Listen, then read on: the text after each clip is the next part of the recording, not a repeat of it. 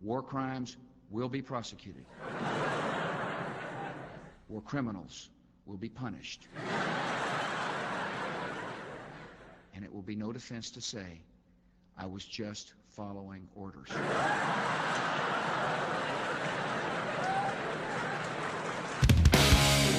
run through the proceedings as tinselled through the canvas that cloaked his twisted face stained. His orange jumpsuit well with such rare distinction he was displayed. You are listening to Unscripted Moments, a podcast about propaganda.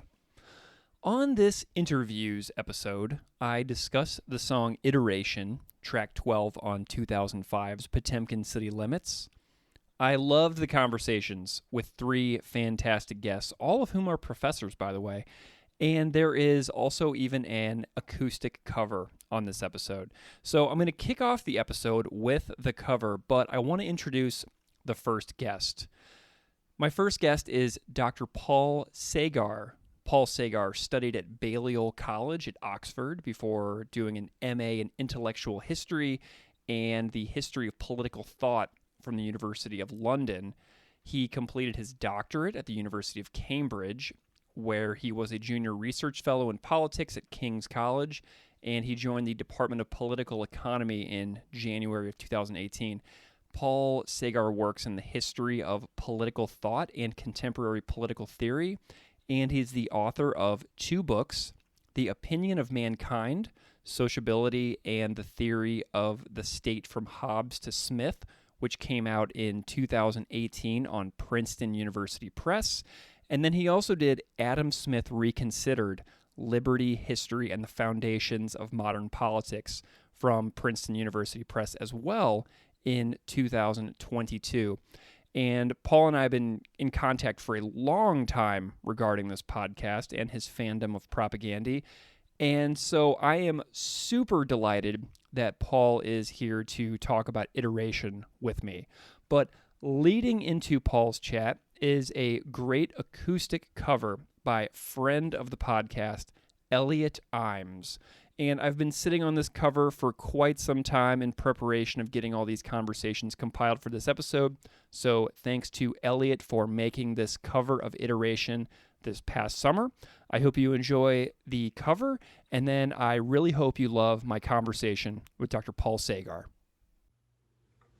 Don wept through the proceedings, his tears soaked through the canvas that cloaked his twisted face in May, stained his orange jumpsuit where with such rare distinction he once displayed the evidence of his outstanding contributions to the maintenance of a kingdom come. Those days are gone, nothing more than a number on a docket thick with shareholders and engineers, PR firms, politicians, war profiteers. How the fuck did I end up here? It just isn't fair. Ain't no place for a millionaire. Searches for the words to stop this table in midturn, but like we are but old men, we only did what we were told. But the laughter from the gallery drowns out the vestiges of a profession's oldest defense.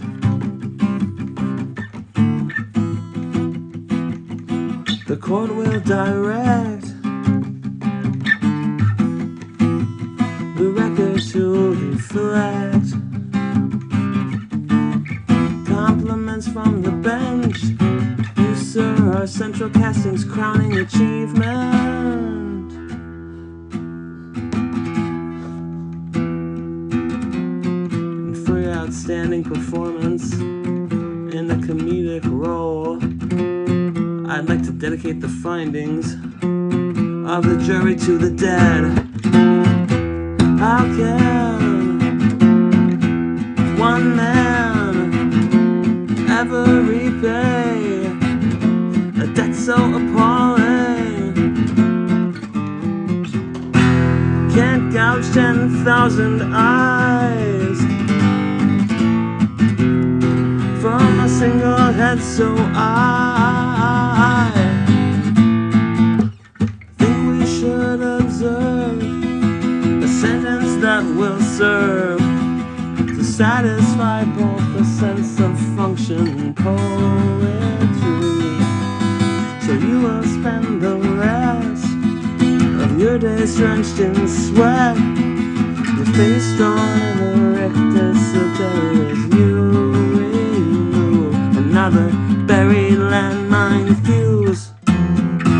Meanwhile, 100 yards back, behind the sandbags, a legless foreman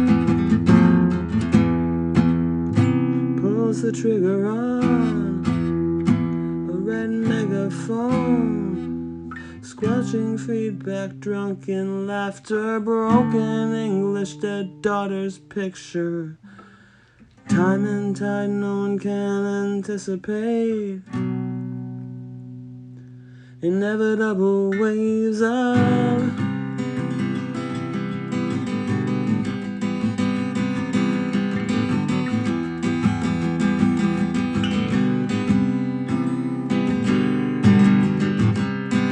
inevitable waves of inevitable waves of inevitable waves of inevitable waves of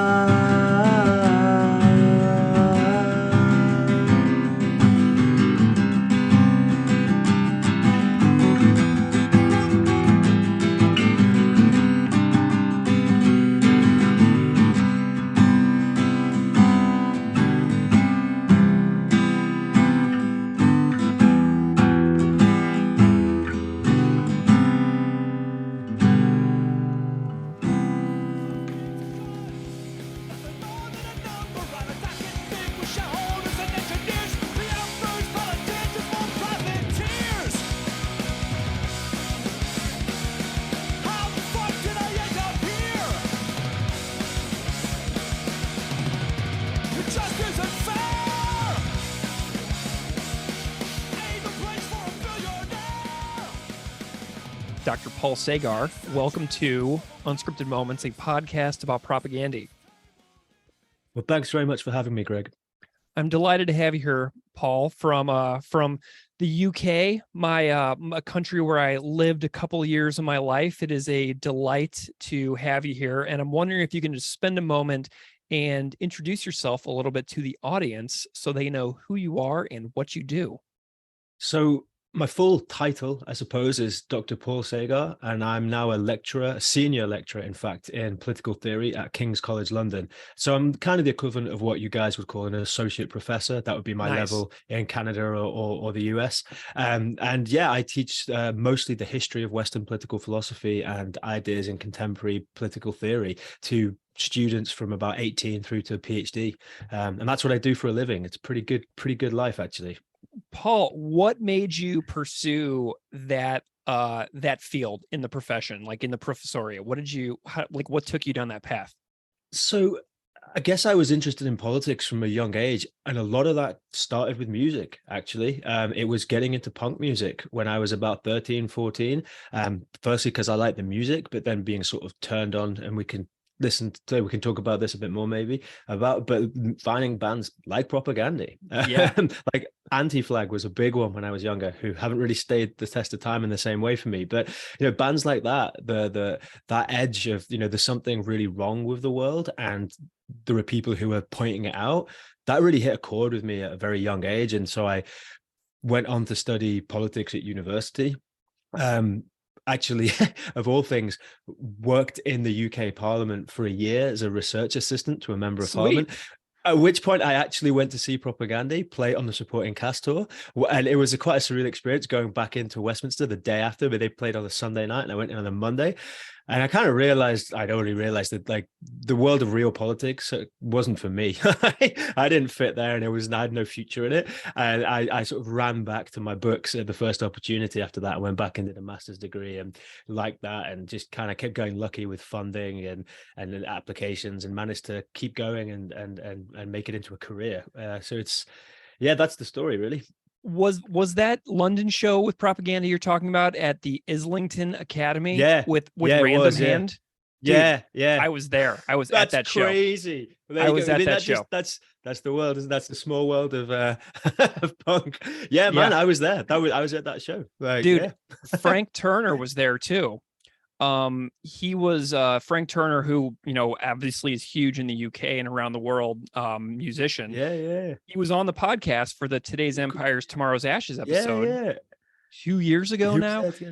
And he was like, yeah, I was at that show. I was like, That's oh, crazy, man. this is sweet. So we've got another person in the audience here on the show. The bittersweet thing for me about that show is the first supporting band was a band called Chief from the UK. And I used to be in a band with those guys when I was like 15. And they kicked me out because I was so bad. Oh, nice. I was so bad at the bass. Like, they were proper musicians. They're like, we were friends of mine. They're like, I mean, they didn't put it quite that brutally, but looking back, I know that's why. I was just not good enough. And of course, they went on to, you know, be pretty successful in terms of UK punk bands. And they opened for Propaganda. And I'd kind of fallen out of touch with these guys, and I'd fallen out of kind of going to shows. I mean, to be honest, Propaganda is the only band I went to see for a long time. And it was kind of bittersweet to see these people that I used to play in literally in garages with. The up opening for Propaganda, whilst I had to stand at the back of the room on my own. But hey, you know, that's life. Amazing. So did you get into Propaganda because of like the Fat Records comps and stuff like that? Like, that's the question I love to know from people who come on the show. No, man. So it was really, so I was about 13. So I remember my mum said I always wanted a guitar when I was younger. My mum said, you can have one when you're 13. And then eventually I rolled around. I was like, right, where's my guitar? And so she bought me one and then got me some lessons. And the guy doing the lessons, this guy called Darren Leonard in Southport where I grew up, and he was like a punk man, and he like played in punk bands, and he just taught like guitar to kids to, you know, pay the bills. And he got me to like NoFX and like, well, it started with Nirvana and Smashing Pumpkins, and then on to NoFX, and then one day we used to go to get records from this shop in Liverpool called Probe Records, because you couldn't get punk records when I was growing up in the town where I was from. You had to take a 40-minute train ride to Liverpool, walk through like back then it was a sketchy area, like broken windows, used syringes on the floor, and you get to fabled Probe Records. It's all completely gentrified now, but back then it was, you know, it's kind of risky. And you'd go in and you just flick through these CDs, you know, and like I think I picked up like an At the Drive-In album or something. And on the train home, we've all got like our CD players, like portable ones back in the day. And my friends have got this album that he's seen it reviewed with 5 stars in Kerrang, which was like, you know, you probably know Kerrang, the UK music magazine. And he's like, dude, you've got to listen to this. And I was like, what is it? It's like, it's a Propaganda or something. And he like gave me his headphones, and like it was Back to the Motor League, and he put that on. Sweet. It just like blew my mind. I was like, what is this? And then I borrowed the record from him. And then the next week we used to do paper rounds, you know, dropping off newspapers, and we'd spend our money either on records or weed. So we'd usually like pitch in like to buy enough weed between us, and then what was left over would go on CDs. And next week I bought it, right? I bought Today's Empires, and that was it. From then I was just like, oof, all in. You know, then the next record I bought was How to Clean Everything, and then Let's Talk More Rock, and that was the only 3 they had at that point. So this was back in like 2002, so I was pretty young, like 15, 16, and just from there that was it. You know, from that point onwards I was like locked in. Even through my straight edge hardcore years, I was still always a Propaganda fan. Well, okay, so we've been emailing for a long time. We've, just for the humor of the listeners out there, we've been threatening to record an interview together for a year, at least 2 years. I think it's 2 years. Long. And so we're finally, you're always like, let's do iteration. I'm like, okay, fine. And so we're finally getting around to it years later. And so, but you mentioned in one of your several emails with me that you mentioned for a long time you aligned yourself like essentially politically to the stances of Propaganda. And I'm wondering if you can unpack that a little bit for me, because like for me, it's a really fascinating thing because I'm always like, well, if I agree with the band, does that mean I'm not thinking for myself and I'm just like, allowing somebody else to tell me how to see and view the world? So I'm always curious to hear this. And you said that you were like, yeah, I'm really all in on their stances, almost like to the letter. So I'm wondering if you can just kind of tease that out for me. Yeah, I mean, when I was like 15, 16, I reckon if someone had asked me what my politics was, I probably would have just thrown a copy of Less Talk More Rock at them. Although maybe not with the gender aspect, because it took me to be a little bit older to understand that. Like growing up where I grew up, like the idea that you would respect women and not see them as just as sex objects was kind of completely alien. So I had to get a little older to understand that part of it. But the like anti-capitalist, the vegetarian veganism, the sort of very, very like radical revolutionary stance, that was just how I thought of like the right way to think about politics. I looked around at a world full of injustice, full of dishonesty, full of inequality, and just thought this is wrong. And these guys were singing about that, and they were singing about it in an intelligent way, right? They were making me think. And as somebody who would like later discover that thinking was like kind of what I was good at and I could actually make a living out of it, I think before I realized that about myself, I was tapping into this guy's lyrics, that every time I listened to it I was seeing something different. And I think that really just, I latched onto that very quickly as kind of like an inspiration and a guide to how to articulate all this sense I had that the world was unjust, but it didn't need to be. And that this person was showing me a way to articulate that rather than just in a kind of blind rage. Which it was quite unique because where I grew up, like people weren't very political. There wasn't a sense of which it was cool to be into politics, or it was kind of the opposite. And so part of the rebellion of being, a punk at that age and listening to punk music and hanging out and skating and smoking weed instead of doing my schoolwork, was that I also had this other angle, which is, hey, yeah, but I'm doing it in a smart way, right? Because this guy is talking to me about why I'm right to be pissed off at the world, right? And giving me a framework to understand it. And that was hugely influential for me. Awesome.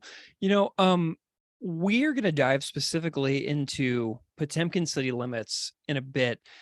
A couple of songs, and then we're going to go a little bit more into iteration. But, I wonder if you can talk to me a little bit specifically about what that record as a whole means to you kind of as a standalone piece of work. Tell me about the record itself in the big picture. Yeah. So the record itself is very personal to me for kind of difficult reasons, I guess. So the record comes out in 2005, which is the same year I went to college, or university as we would call it. And I went to Oxford. I got in from a normal state school. We call it comprehensive school here. So didn't have any background in that elite world of academia or university life. So I turn up there like 18, like I'm straight edge, I'm into hardcore, still love propaganda. I've got a big chip on my shoulder. Yeah. Like big chip on my shoulder, right? Yeah. I think I like deliberately shaved my head before I went to like make some kind of like statement about something.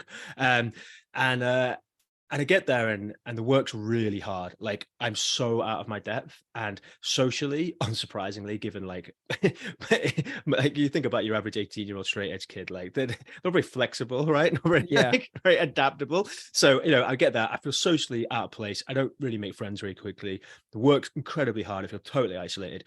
And this album by Propaganda has come out, right? And it's the follow-up to Today's Empires, Tomorrow's Ashes. So of course I buy it straight away.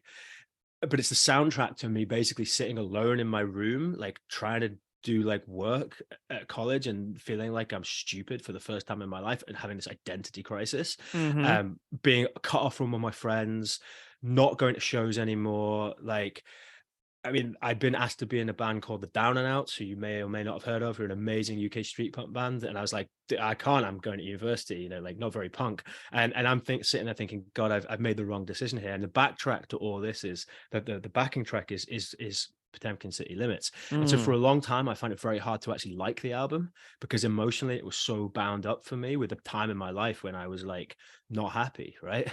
But also because the album is such, I think, there's a sense in which it was something of a commercial disappointment when it came out, even insofar as propaganda care about commercial success. But, after all the hype around Today's Empires, I think there was a sense in some people thought it didn't land so well. And I think that it's just, of all of them, maybe it's the one that's borne up best over the test of time. Because for me, what it still captures down to a T is the mood and despair that the Iraq War and the immediate beginning of the unraveling, because of course it lasted a long time, but when by 2005 we could really see what a disaster this had been. And for people like me who protested against it, who been on the streets like campaigning against this war and the sense of total futility, I still feel that Potemkin City Limits captures the essence of things have gone really wrong here. And of course, what we now know is that was only the beginning, man. Like, boy, were we in for some more, right? Yeah. But looking back on that album now, I find that there's a sadness and a despair and a frustration to it, which is beyond just me. Like, I felt that very strongly because I was not in a good place. Things got better for me later. It worked out okay. But at that point, but it wasn't just me. The album carries something in its essence about a sense of despair, but also actually weirdly a sense of hope, which maybe we'll come to it a bit later. But it's a piece from a very specific moment in history, and it captures that. Whether they meant to or not, I don't know. But I really I think it's some ways a masterpiece, in particular because of the way it begins and ends. And of all of them, I think after 20 years, it really stands on 2 feet in a way that I think people at the time didn't appreciate that it would. But yeah. I tell you what, this record was a slow burn for me, Potemkin City Limits, because to me, Today's Empires was so easy to love immediately. And Potemkin City Limits was not quite that way. But over time, it has come to have some of my most impressive performances that they've ever done. Like songs like Cut Into the Earth, Fadala's Hearse, this one, Iteration. Some of these songs are just so impressively performed that it has taken me many repeat listens in order to kind of like really grasp what's happening, Yeah, completely. And I think for me in particular, the way it's bookended with speculative fiction and iteration, of course, you could say, in fact, you said in one of our many email exchanges that they're kind of both speculative fictions, right? That's the point. Yeah. Both of them are fantasy scenarios. We open with imagining Canada cutting off America and expelling dignitaries in response to what's happened with the Iraq War.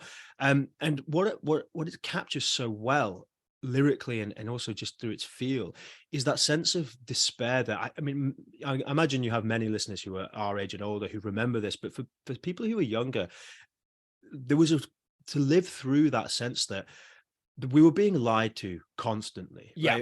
Right? We knew that there were no WMD, right? We knew that the Bush administration was going to do this anyway, right? That nothing that anybody said or did was going to make any difference. They were just going to do it, and they were lying to us. And we knew in this country that Britain couldn't stop them, and that we were going along with something that was illegal, deeply immoral, and they didn't care. They didn't care what we thought, and they didn't care how many people died.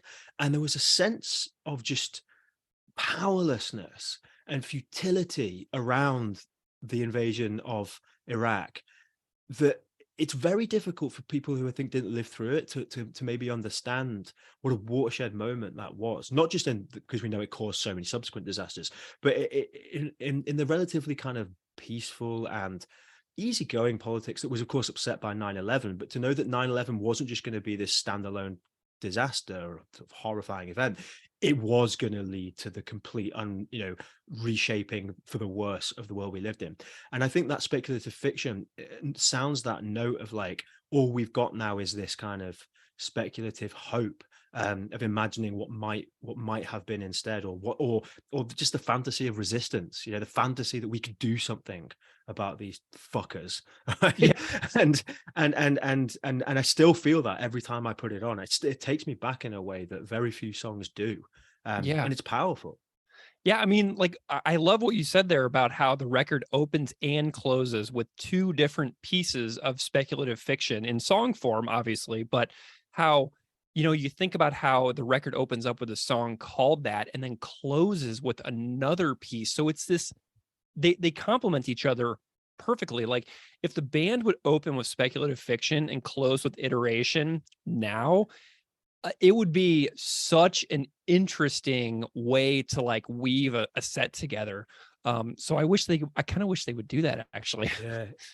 I mean, I'm sure everybody has their own private propaganda set list that they could. Yeah. and those two would definitely be on mine. And although it would be a hard call on the finishing, yeah, but they'd have to be in the set for sure. I love that you were like are really into that these as like complementary pieces. What more stands out to you about speculative fiction? We covered that episode a while back, and I think it was like our first like over 4 hour episode. So we went so hard on that song, and so I'm wondering if you have some thoughts on that you might like to add that you feel would be complementary to the episode that we did.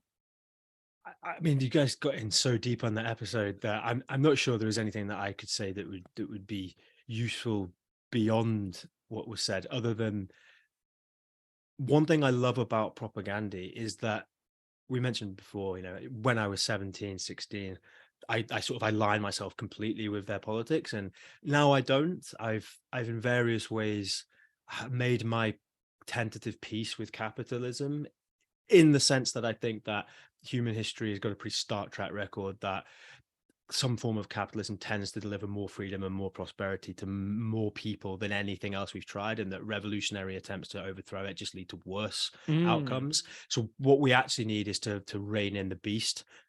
So I'm in favor of big welfare states, big policies of redistributive taxation, very serious controls on corporations, lobbying, those kind of things we don't have at the moment.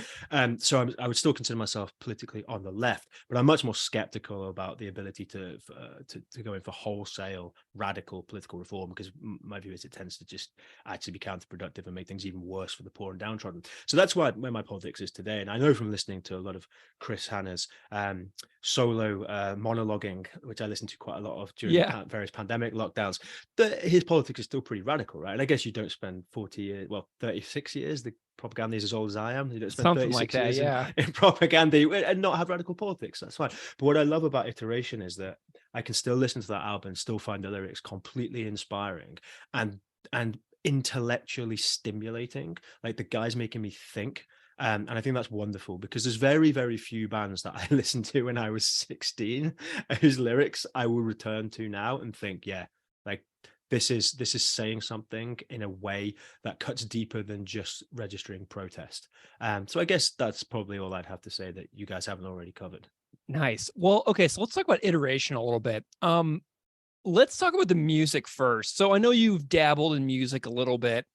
And so this one is a heck of a performance. And I'm wondering if you have any thoughts about stuff that you like in the musical performance, because Iteration has my single favorite moment on the entire Potemkin City Limits LP. I'm not going to tell you what it is yet, though, because I'm curious about your thoughts on the music first.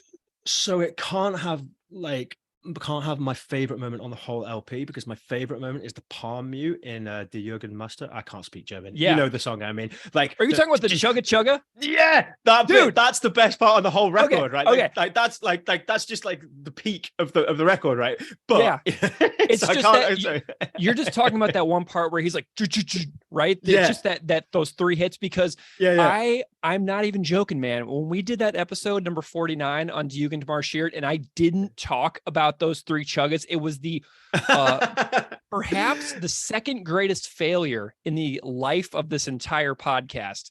Everybody knows what the first greatest failure is. I'm not even going to say it, because if you know, you know. But those three chuggas on Jugend Marschiert, I like it is. It will haunt me until the end of my days that I didn't talk about that on the episode, because it makes me crazy. Talk about it now, because that is like one of the highlights of like I will listen to that when I'm 97 and in a care home drooling, like in my last days, like that will still like get me out of my wheelchair, so musically, like, it doesn't quite hit those heights, but musically it's just I mean, every propaganda closing track is special. I mean, it has everything you want from a close track. An amazing riff, a build up, lyrics that match perfectly the tone of the music, sense of closure. I'm not enough of a musician to talk about it beyond those terms. I mean, what I learned about myself over the years is I love music, but I have no ability to play it. Yeah. So Nice. I just listen to it and enjoy it. And you know, it's a perfect propaganda closing track. It has everything you want. It used to be my favorite. Although recently Adventures in Zoochosis has potentially overtaken it, which is another slow Interesting. burner that over time, I was listening to it on the way home today after listening to Iteration 4 or 5 times. I then put on Adventures and I thought, it's a close one these days. Yeah. But yeah, maybe because I'm getting older, who knows? To me on this one, the music under, but how can one man ever repay a debt so appalling? Can't gouge 10,000 eyes from a single head. So I think, you know, that part is super important to me. And I know that everybody who listens to the show knows that I think that the yes and then that following riff on supporting cast is my favorite moment. But straight up, can't gouge 10,000 eyes from a single head. So and then into George's snare roll, into think we should observe a sentence that will serve to satisfy both the sense of function and poetry, with Todd's amazing bass lick that comes through so powerfully in that mix. That is my favorite moment on all of Potemkin City Limits. And I finally get to say that on the podcast because we're doing an iteration episode. Finally. So my favorite moment of Potemkin City Limits is finally made public. Although the chugga chugga on the marsh here, I am now making up for lost time and rectifying the fact that I screwed that up so badly on that episode. And I've been waiting months to make that known publicly that I regret that so deeply. Awesome. Okay. So let's talk about the lyrics. We've got this speculative fiction piece about Donald Rumsfeld. So it's, you know, hilarious to picture Donald Trump now, considering how often he's investigated and sued and grand juried and depositioned. But we got this piece about Rumsfeld. And so I'm wondering just some stories that come through for you on the lyrics of this one and kind of how you process this one. You can take it as specifically as you want. And I've got some thoughts on some of the lyrics as well, too. So I'm curious to hear what you think on them. It's just so lyrically dense. I mean, it it's is. just, it's an absolute masterpiece. Chris Hanna is a genius lyricist. It just starting off with Donald wet through the proceedings. I mean, straight in, right? So like, how much information have been given there? Okay, you know, it's Donald Rumsfeld if you know the context. The proceedings, right? So it's a court trial. He's crying, right? It's only 5 words, but it's just giving you this mental image, and straight away you're in the scene, right? Bam! And it's instant. Brilliant. The stained orange jumpsuit. Orange jumpsuits, Guantanamo. So the idea here, like, and as he says, you're stopping a little later, stopping the tables in mid-turn. So it's about the whole idea is, right, we're turning the tables. We're going to put these guys in the jumpsuits, put these guys on trial. Just, you know, and so but those days are gone. So we know, okay, so it's this idea, it's new speculative fiction that the war criminals are actually going to face trial. Of course, what we should say, I can't believe we've skipped this, is that the intro to the song before the music even kicks off is also genius, right? So you've got this George W. Bush speech where he's talking about war criminals will be prosecuted. You know, there'll be no defense sales, just following orders, with the canned laughter track inserted over the top. It's just fantastic because it's straight away. It just, you know, this picture paints 1,000 words. You know, that does the same. It just to a T tells you exactly what was true about these people, that they were liars and hypocrites and murderers. And it doesn't matter how radical or otherwise your politics is, it's just fact. And to do it like that, and then to go straight into this Donald wet through the proceedings to the drums, it's just an amazing way to set a scene. But again, the lyrical density. So he says he's nothing more than a number on a docket thick with shareholders, engineers, PR firms, politicians, war profiteers. This idea is fantastic. It's not just Donald Rumsfeld. We're not just getting Rumsfeld. We're getting Halliburton, right? The people who profited from this. You know, shareholders, people who maybe didn't themselves actually go to war, but were bankrolling this. You know, PR firms, people, it made it happen. Just fantastic. Like saying, you know, oh, you know, in this speculative fiction, like everybody who took advantage of this and profited from it is going to pay a price. And Don Rumsfeld's just one. And I think that's beautiful to realize that. Yeah, he holds particular responsibility for what he did, but he didn't do it alone. A lot of people were up to their wrists in blood on this, and you know, lesser bands would just say that, would just say, you know, all the people who are up to their wrists in blood.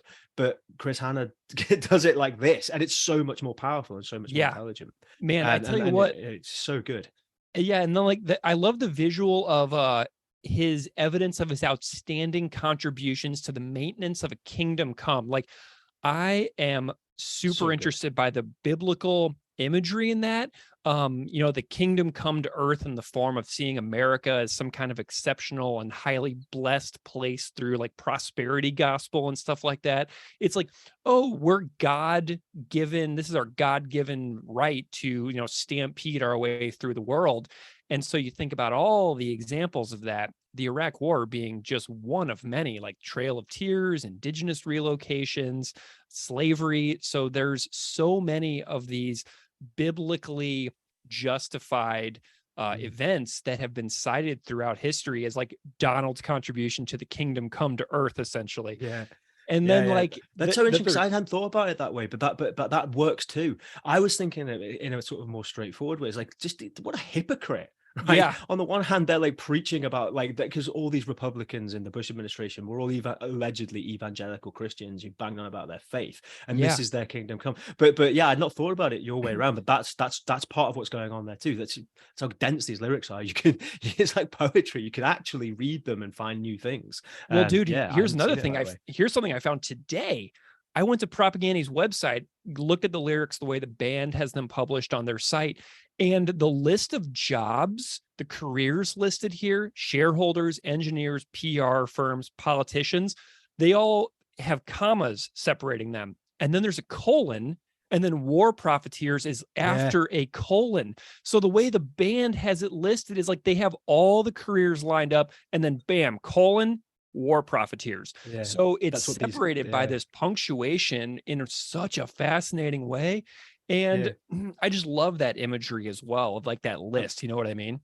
Yeah, I mean that just goes to show like what a master artisan like Chris Hannah is when it comes to writing lyrics. Because how many lyricists would think about the punctuation of their lyrics, right? To make clear there's a grammatical point being made here, right? Yeah. For all four of these people, shareholders, engineers, PR firms, politicians, they are all war profiteers. That war profiteers is a separate class. They are all in that class. I mean, it's attention to detail, which like you don't find that in, like some academics don't have that level of attention to detail in their work. Yeah, it's amazing.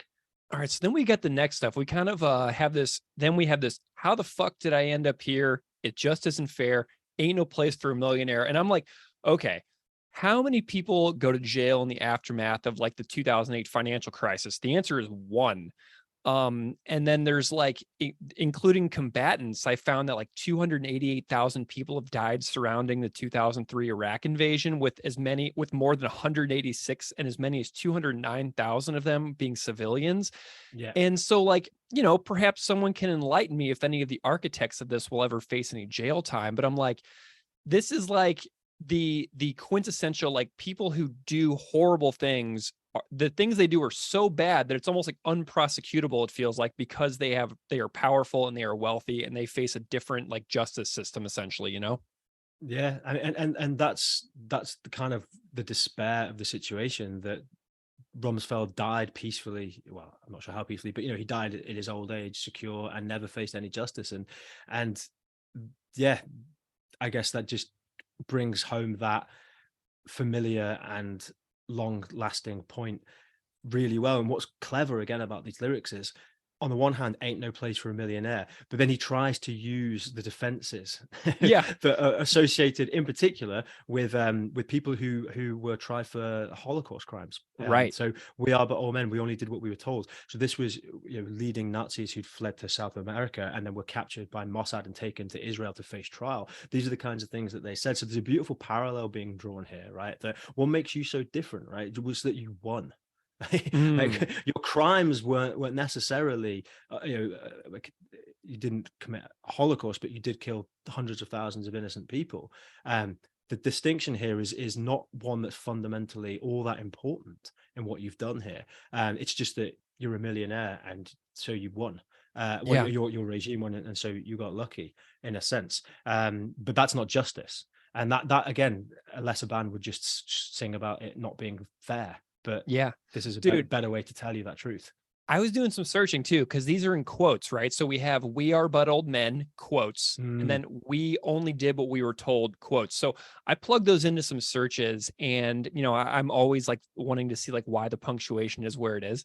And I know this is a leap here, and I know this is probably completely out of left field, and I tend to do this on this show, look for connections, and then sometimes I nail them and sometimes I completely don't nail them. But I came across a line in like the Gospel of Luke, chapter 17, verse 10, that reads, "So you also, when you have done everything you were told to do, should say, 'We are unworthy servants. We have only done our duty.'"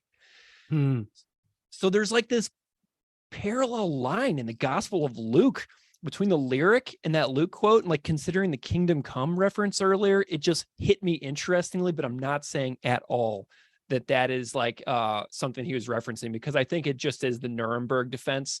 But I just thought that was really fascinating too, you know?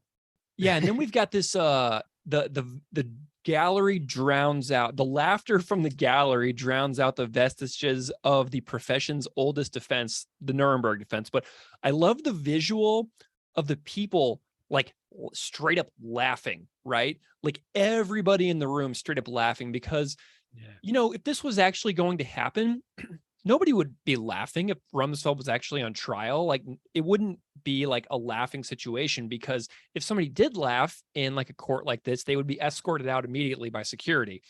So the idea of everyone laughing is really cool to me, because everyone should laugh at such an absurd and ridiculous defense. I only did what I was told. But if your actions caused the deaths of hundreds of thousands of people and you're saying that you only did what you were told, that is an absurd and, you know, essentially ridiculous defense. So regardless of being ordered to do something, a person retains a semblance of agency about what they physically get themselves to do.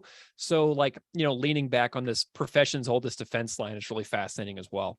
Yeah, there's that level, and there's also the fact that it's just out of Donald Rumsfeld's mouth, it's straight up bullshit as well, right? He didn't just do what he was told; he was the one telling people what to do, and that's why I like the visual of everybody laughing, being like, "Who are you kidding?" Right? Like, because we all know it's not true, right? Because we all know he's guilty, we all know that he's responsible for this, and that wonderful image of everybody just like ceasing to pretend otherwise. And him finding, you know, that the ground has shifted under his feet and it's no longer going to work. I find that really powerful as well. Again, a futile powerfulness, because we know it's not going to happen, but it's a powerful image nonetheless. If only the world would be honest about what's going on here, and call these people out and laugh in their face when they say these things, which we all know are not true. Man, and the verdict, right, and his sentence of, you know, picking up landmines, overseen by a person who was essentially victimized by what Rumsfeld actually did to make his decisions in his life. Every time I read the words while the song is playing, it just gives me chills every time. And then I conjure the image that is being described. Tell me what your thoughts are on like the closing visuals that take us through this song. Yeah, so I think it's so powerful because it manages to do two things, which is incredibly hard for human beings to do, which is to balance a sense of proportionate revenge without becoming a monster in turn. So there's a sense here that Rumsfeld is so evil, right? Like what he did was so evil, and what the Bush administration did was so evil that they need to pay for this, right? And where that human impulse normally goes is, well, we need to hurt them, right? We need to kill them, or we need to, you know, to inflict evil upon them. But you know, the whole an eye for an eye leaves the whole world blind, right? You can't gouge 10,000 eyes from a single head, being one of the lyrics here. So what Hannah conjures up here instead is a different image, which is he's going to be punished and he's going to suffer, but he's going to suffer in the right kind of way, right? As he says, serves a function of poetry, as a sense of function and poetry, right? So it's functional. He's going to clear landmines because the landmines need to be cleared so they don't blow children's legs off. But it's poetic justice, right? Because now he's going to live in fear and he's going to live in terror, and it's an amazing calibration between the sense that this man needs to suffer for what he's done, but that suffering itself mustn't become an instance of what he was perpetrating. We must ourselves not become like Donald Rumsfeld. So how do we do that?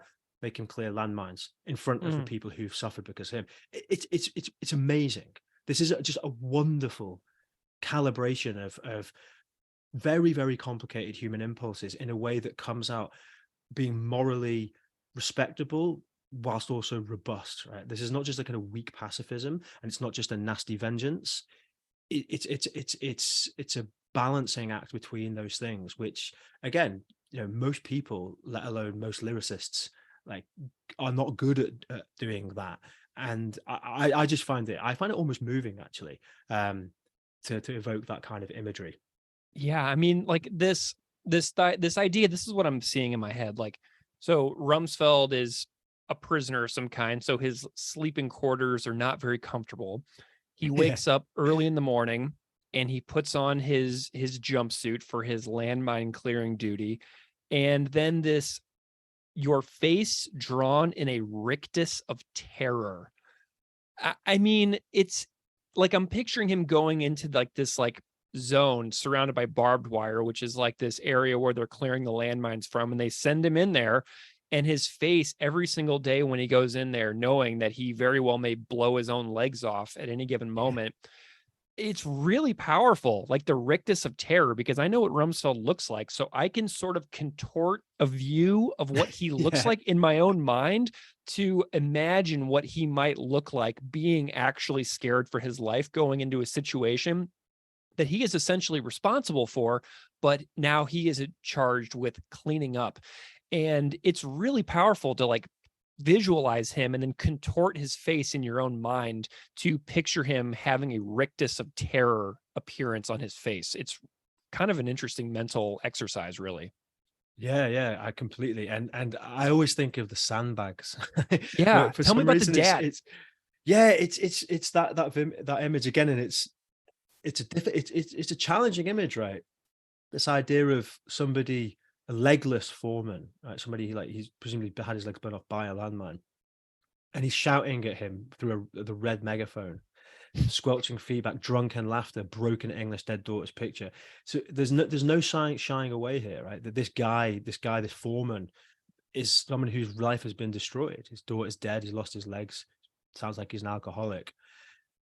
This is not a happy image. It's a powerful image, but it's not a happy one. And it's interesting that then the final lyric switches in a way. I Say, know. time and tides, no one can anticipate the inevitable waves of change. Ugh. And that's I such just an got amazing chills. turnaround. I know, yeah. It's such a brilliant piece because it takes you to this incredibly dark place, this rictus of terror. Donald Rumsfeld serving his punishment, shuffling through landmines. A victim of his war, drunken and broken behind. This is not a happy image. It's kind of serving vengeance, but contained in that, the idea that this isn't going to happen as it's depicted. It's a speculative fiction, but things can change, and you can never be sure what will change. And who knows? Let's hold out the hope that maybe one day we'll get these bastards. Maybe one day people like this will be held to account. So this amazing turnaround of this moment of like, in all this despair and all this darkness, he gives you this sense of like something worth fighting for. You never know. There are inevitable ways of change, and we don't know how to anticipate those. So don't give up. And that's just an incredible way to close what is in many ways such a dark album from such a dark time. Yeah. Oh my gosh. Well, Paul, I am just like coursing with adrenaline and energy now. And, to kind of bring us in for like a landing here, I'm wondering if you can tell me, you obviously care very deeply about people and the world and where we're headed as a civilization and a species. And I'm wondering if you can tell me what propaganda means to you as a person who cares about the world so deeply and so much and has so many specific ideas on kind of where we're headed. What is this band? How does this band fit in for you in this story? Yeah, it's a difficult one. I mean, they're such a part of my life. I've been listening to this band for literally 20 years now, and I've changed a lot as a person. I've become much more pessimistic about my ability to improve the world. I kind of tend now to think that I'll do a good job if I can just not make it worse. If I can at least not make it a worse place to be. Sure. But I've been turning over for about 20 years that lyric from Less Talk More Rock. Yes, I recognize the irony. The system I oppose affords me the luxury of biting the hand that feeds, and that's exactly why privileged fucks like me should feel obliged to whine and kick and scream. And I don't have that written down. I actually do know it off by heart. Yeah. Like, it's been going around my head. And I guess I still think that they remind me to not fall into a pit of despair and hopelessness. And that even if I've moderated my sense of what might be achievable and how much the world could be changed, and even if the best thing to do is not make it worse, I should still probably be angry about so much of how the world is. And because I personally, I'm pretty lucky in all kinds of ways. My life's pretty good, Mine um, too. but that's not enough to then go, well, I guess the world is fair after all, and probably start voting conservative or Republican in your guys' cases, or thinking that, hey, like actually everything is great. I just Yeah. didn't understand when I was young. It's like, no, I've done well, and I might be more skeptical now about the power for change, but that doesn't mean that things are okay. That doesn't mean that the appropriate response is to just be relaxed about everything, to outgrow my teenage anger. To some extent, some of that anger is still a correct response to an unjust world. And I think that propaganda, both just through the way it sounds, but also through the lyrics, keep me honest in a way, right? And it might not be the noble vision of global change that I might have had when I was much younger, but it's not nothing. Mhm. Well, Dr. Paul Sagar, it has been a pleasure finally recording with you after 2 years of us threatening to do so. It is completely my fault, but I am just delighted that you hung in there with me throughout all the many months of, yeah, we'll get there. It's been a real pleasure hanging and reminiscing and being able to correct a couple of my missteps on the podcast along the way. Diyugan Tamar Sheert Chugga Chugga. Thanks so much for being here. It's been such a pleasure. Yeah, thank you so much. It's just really good to talk about probably my favorite band. I like a lot of music, but I still think after 20 years, I still think they're number one for me, and they probably always will be. Well, you know how I feel about that.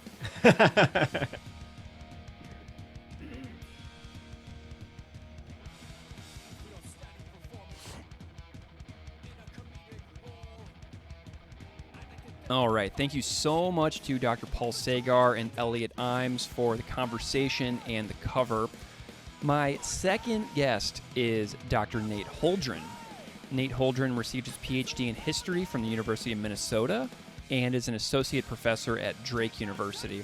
And Nate has got an interesting area of expertise for this particular episode, considering the fact that the song itself depicts a courtroom scene and a legal punishment carried out against a war criminal. So, as a scholar, Nate is broadly interested in legal history, critical theory, and the relationships between law, class, and capitalism. So, Nate's work overlays really interestingly with this song. His work investigates questions about when law produces justice and injustice, how people who govern think about their actions, and how those ideas affect the people governed. So he published his first book entitled Injury Impoverished, Workplace Accidents, Capitalism, and Law in the Progressive Era with Cambridge University Press in 2020. And it is fabulous to welcome Nate to discuss this particular song due to its legal world content depicted. So please enjoy my conversation with Dr. Nate Holdren about iteration. Inevitable waves of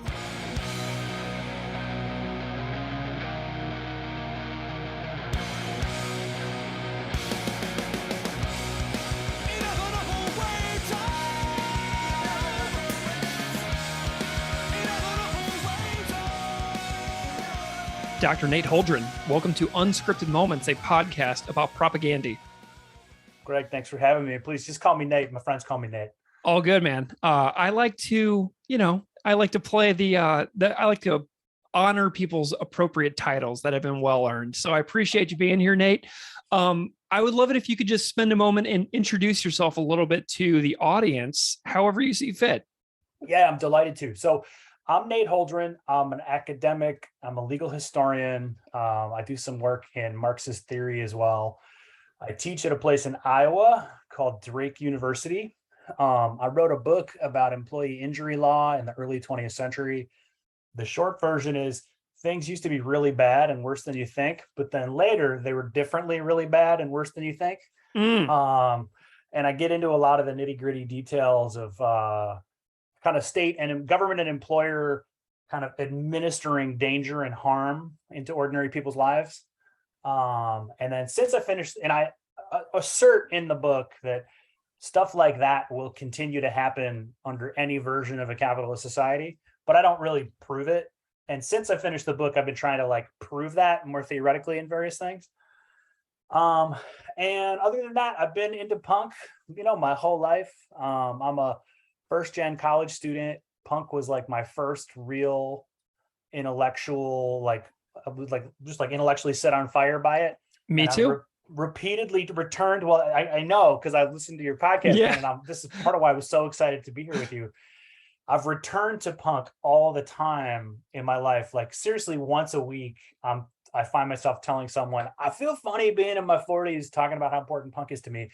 But this is like being in a band, like it's such a foundational experience and a thing. I think about the world through my experiences in punk, and Propaganda's been a big deal. This record's been a big deal on how I think about the world. So I'm an avid fan, which is why I'm here, but also like I think a lot about how people who love this music think about the world through this music, if that makes any sense. And there's actually a pretty big connection in my book, at least like subterranean level, like there's between that sensibility about music and whatnot and the stuff I talk about on my book. So, I'm just curious how you found your way into that legal history field. Like, what was your pathway into that? Like, why did you land on that and kind of latch onto it so clearly? Yeah, I mean, I stumbled there totally backward. I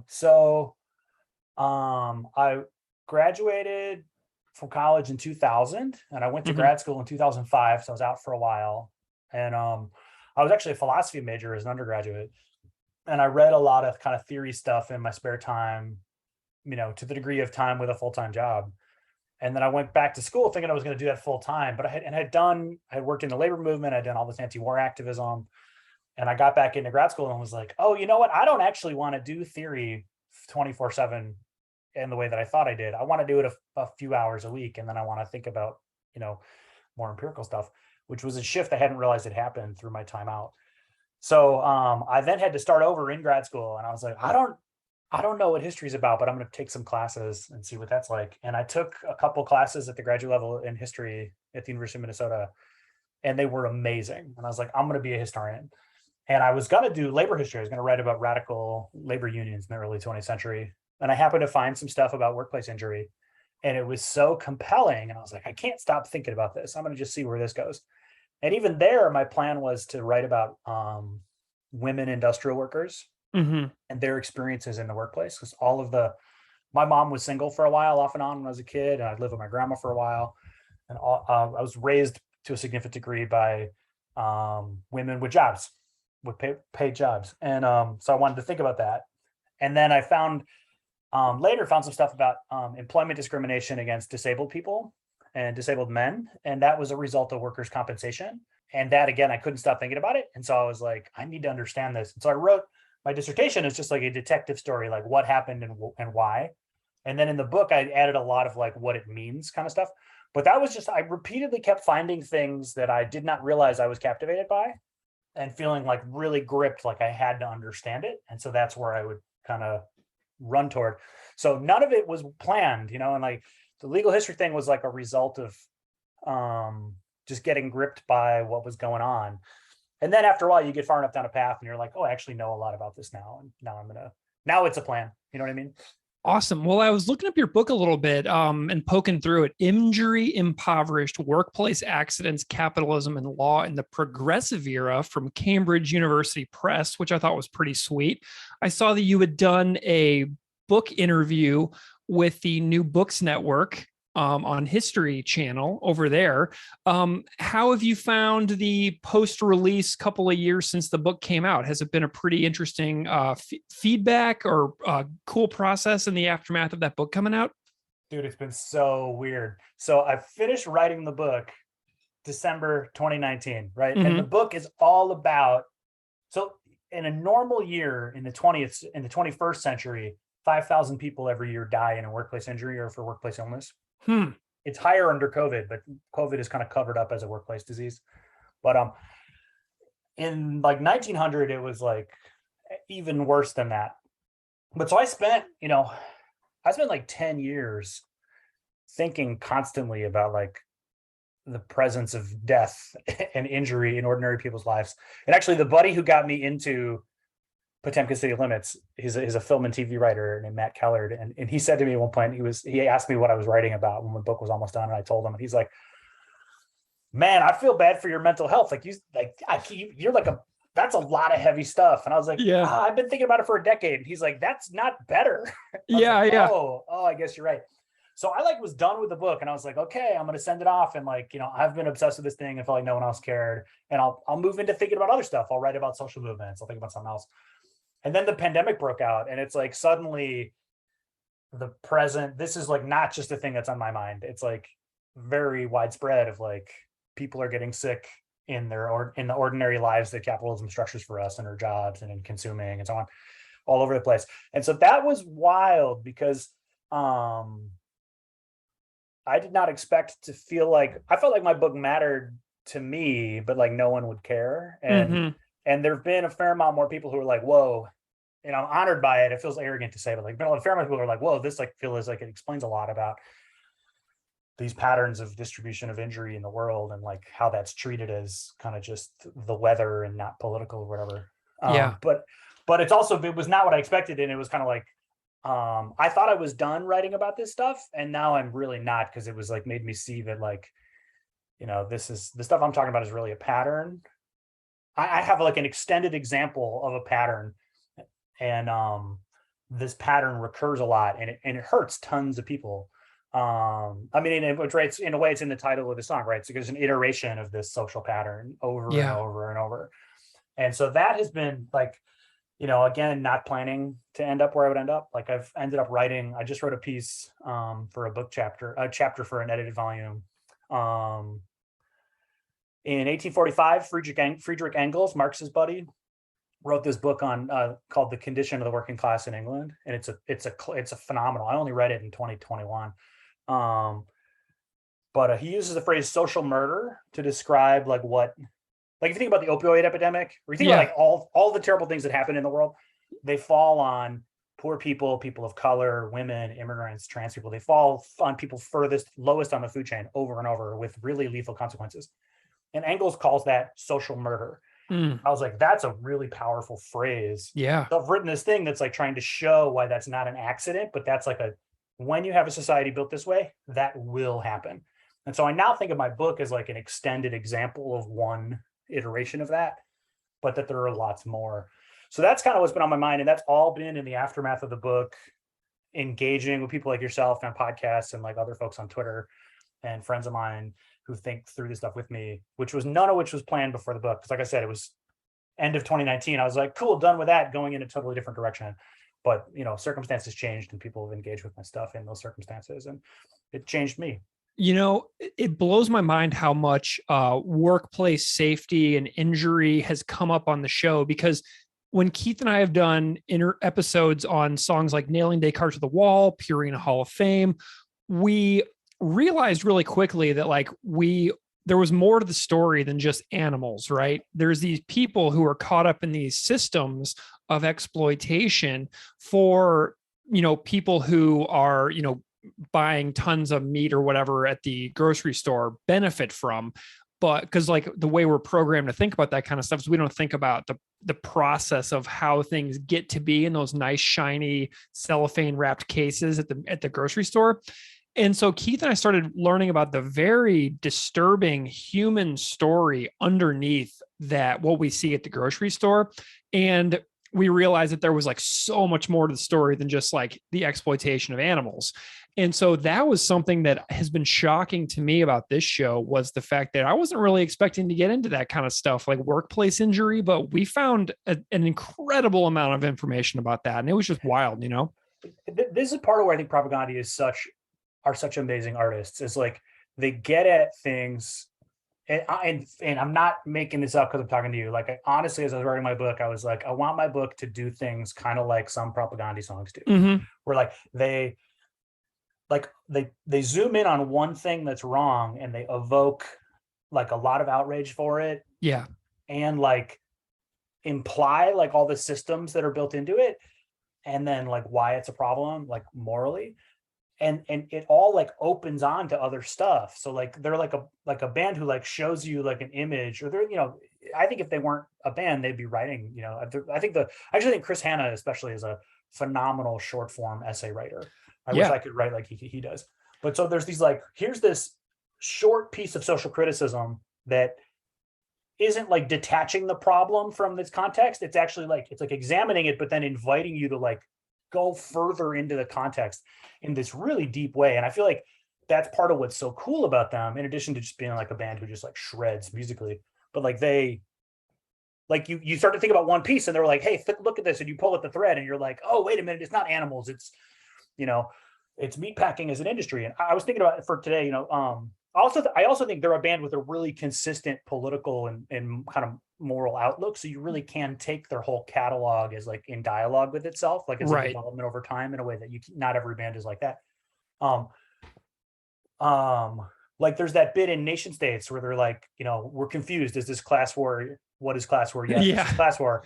And the class war plays out in part through like military occupations and stuff like it, the direct object of iteration, but it also plays out in this, we're born, hired, disposed, like everybody in meatpacking and tons of people in meatpacking have died during COVID. And it's a massively Latino workforce, a massively undocumented immigrant workforce, so it's like this, that's the Engels thing, the social murder thing is like marking which populations are going to be, literally, disposed in the sense of killed, not only unemployed. And again, I feel like propaganda is, and they're like punk as a whole and music culture as a whole is this phenomenal resource for like how to think through all of this stuff. And part of where it matters to me as an academic is like academics kind of we can get full of ourselves and be like, we're the smart, so I was like, don't call me doctor, man, I'm Nate. We can get full of ourselves of being like, we're the smart guys. But like really like there's this incredible amount of collective shared intelligence through music culture that is more important to how lots of people think about the world than anything that gets published by a university press. Like I'm proud of what I've done, but like way more kids in the world have had their mind blown by the second propaganda record than anything I'm ever going to do, which is cool, right? And it's not only that record, because that record exists in a context with other bands and with zines and labels and shows, like they always have people table with literature. And I think that's just like a beautiful thing. And it's a real source of hope for me too, of like, here's this whole world of people who are fighting and screaming and caring and thinking together and building these amazing utopian spaces of like rocking out together against all of these awful processes. When we started this podcast, I heard from you very early on. You and I have been in contact for a long time at this point. So this has been many, many months in the making. And you immediately right off the bat were like, I would love to do the show. I want to talk about the song Iteration, which is from the album Potemkin City Limits, as everybody listening will know. So I'm wondering if before we dive into Iteration itself, if you can tell me what you think about Potemkin City Limits as a whole, and then we'll dive a little deeper into the song. Absolutely. So real briefly, I'm about to turn 44. So I got into punk in the 90s, and like the whole culture, bands, lyrics, the zines, all that stuff. And the larger context of the left, and like I read Howard Zinn and whatnot. So lots of influences on me personally, and I was really radicalized by it. And I also was really intellectually lit on fire by it, where it was like, in school I was smart, but I was kind of bored. Yeah. But like zine culture was like, oh, I need to write. And like the first punk show I went to was like, I have to start a band. Like it was this like, I need to express myself creatively. So I was like already in motion when I encountered propaganda. But they were like, I was like lost in a lot of ways. And they were like, all the stuff that I was like fumbling for, they had figured it out. And so it was like that really cool junior when you're a freshman, Yeah. And like they take you under their wing and like all the stuff you're struggling with, they were like, they had it laid out. And so for me, like that was my relationship with Less Talk, especially. And I was like, it was a huge record that like deepened trajectories I was on and confirmed where I was going. And it was huge, and I played it to death. Like, I think I literally broke a record player just like playing that record so many times. Nice.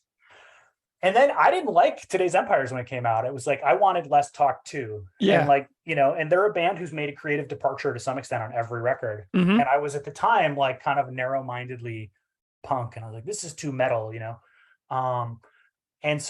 then I graduated in 2000 and did lots of other things. Took part of the anti-war movement, got into labor. I was on the tail end of the anti-globalization movement and going to demonstrations, and then September 11th happened. And then I was there in Chicago when the anti-globalization movement was like, how do we become an anti-war movement? And all of that was heartbreaking, because I remember this huge demo in 2003. It was the biggest demonstration in world history is what we thought. It was like around the world. And it didn't stop the invasion of Afghanistan. And so then I'd been very seriously involved in the left. It was like my main preoccupation other than working when this record came out. And a good buddy, the one who I mentioned before, Matt Kellard, he came up to hang out. No, he came up for a lefty event from Chicago. He came up to Minneapolis, where I was living at the time by then. And he was like, he had brought the record with him. He's like, you need to listen to this. He's like, I know you weren't into Empire. He's like, but you especially have to listen to this record really closely. And I take him, he's like a dear friend, and he's real smart politically, and he's got great taste. And I was like, okay, man, I will. And it was like that same experience with Less Talk, where it was like, there's all this stuff I'm like fumbling for about like the limits of the anti-war movement. And like, I had gone into labor movement stuff because, it just felt like we couldn't stop the war, and we needed to like work within the sphere where we could make an impact. And maybe that would build up to something where we could stop wars someday. I was real confused. And then there's this record that's like all about like, there's so much anti-militarism on the record. Mhm. And there's speculative fiction at the beginning and iteration at the end, where here are these two fantasies. Like some of the other records are like, some of the other songs, and a lot of their songs are like, here's a real thing that happened in the world, and I'm going to tell you about it in a lot of detail. But it starts and ends with this like, here's this fantasy. And they're both kind of like unsatisfying fantasies too. Because like propaganda, you're clearly not like, what we need to do is Canada goes to war with the US, and then problems are solved, right? They're super critical of Canadian nationalism and the treatment of First Nations peoples. Like, so, and that was this thing of being, for me, also being like, we clearly don't like the world the way it is now, but also like our collective capacity to imagine a better world also doesn't feel good enough. You know what I mean? And so like, we need to like push past this world, but we also need to expand our own imaginations of what the better world would even look like. And so all of it just spoke to me. And the record, so much of it was like every song and this was also a record where I feel like the Chris Hanna's writing just like exploded. Like the other ones are good. I've listened to all the records closely, but like this is the one where it was like, man, Chris should just be like, just like a political poet who, like, he should just win a prize and someone just give him money to like write a 500-word essay once a week. Like, because this is just phenomenal. And it was like basically every track on the record. And I also, we were starting to think about having kids at that point. And the one, I forget the Jugend marschiert. Yeah. That one was like incredible. Like, that was one that really made the record click for me, where it was like, this is an incredible art form, or like work of art, like in terms of what's going on, like in terms of how well put together it is, but also what it's saying and how it's saying it. Like, again, with that fiction, cut the outraged parent routine, shut your mouth and get back to your seat. It's like that gives me chills just thinking about it right now. It's like so powerful. And now that I've got my own kids, like I feel like I'm told that all the time by institutions, like, sit down and shut up. Like, you don't actually get to control your children's well-being. So yeah, this was a really big deal record for me. And then, oh man, and Rock for Sustainable Capitalism, like, yeah, that's one too, where they're like, we love music so much, and look at how music, when it's turned into a commodity in capitalism, just gets shit on. And like, and in a way, I hadn't thought, this is clicking for me just now as I'm talking. Like, there's a thing with that and with Der Jugend marschiert, where it's like, I know we're parents, you're a parent as well. Like, you think about like, like, I love my kids and I love music, right. Like my kids, my friends, my family, music. And like, we're in a society that like all of those things, like our kids are basic from a social perspective, large perspective, like just people who are going to be fed into that machinery of being born, hired, and disposed. Like that's their social function. Right.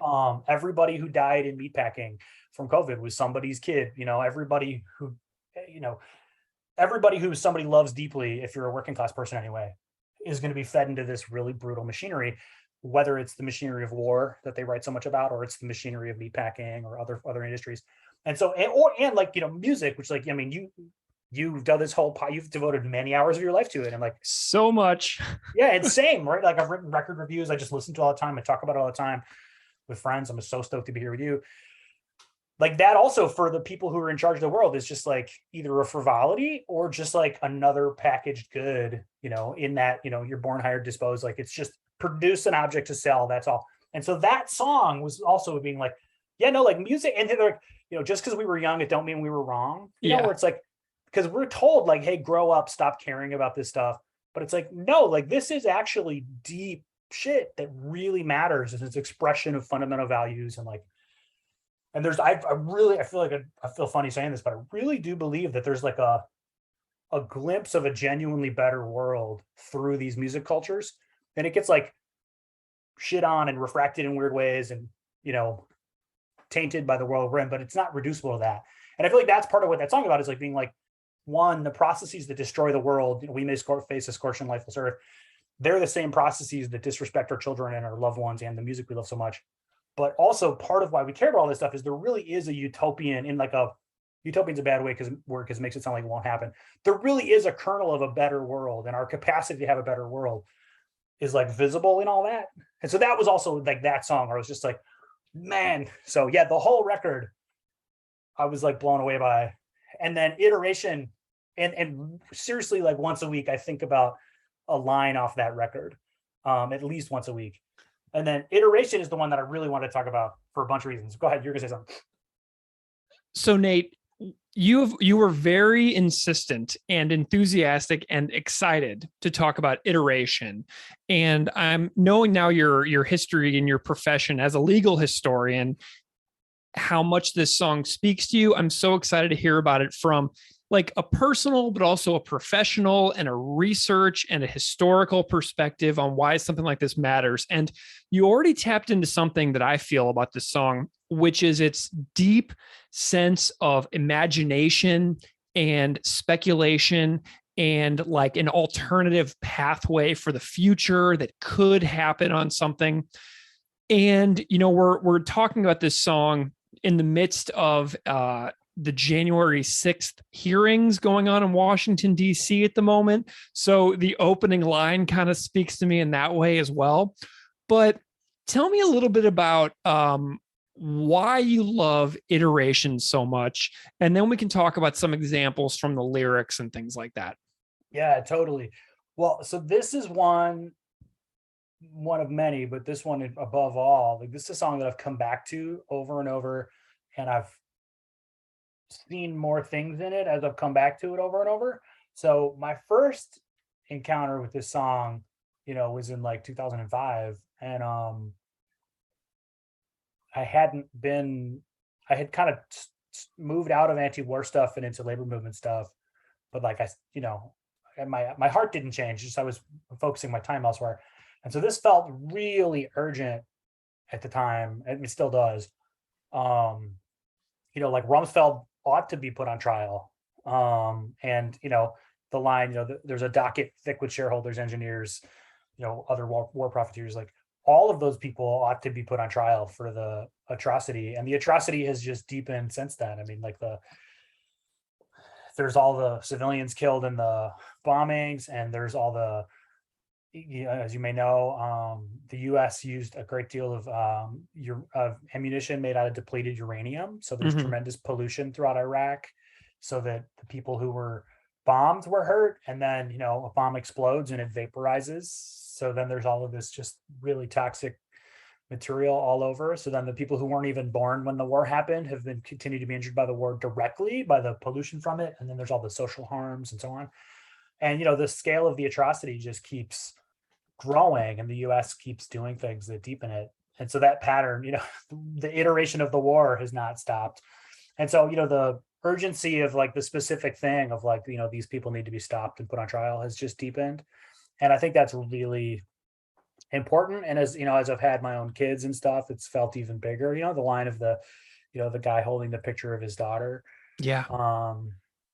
And then, after I started working on my stuff about workplace injury, so like I have in my book, I have these stories, these individual stories of like somebody who gets pulled into a machine, like an ironing machine, where there's steam heated metal rollers, and people get their hands pulled in, and they're conscious for like 15 minutes as their bones are being ground up, like broken by the machine, and it's heated above the temperature boiling water, so they're being burned really badly, and they never lose consciousness.